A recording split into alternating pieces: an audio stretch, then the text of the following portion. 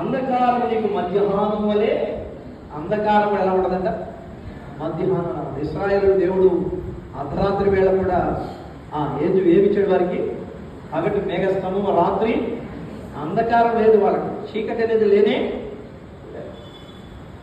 కాబట్టి మనము ప్రార్థన చేసే మన జీవితాల్లో మన కంఠస్వరము పరములకు వినబడాలంటే బయటికి సౌండ్ రాకపోయినా పర్వాలేదు.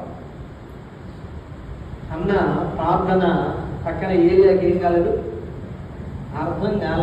ఎవరికి అర్థమైంది? దేవునికి అర్థమైంది.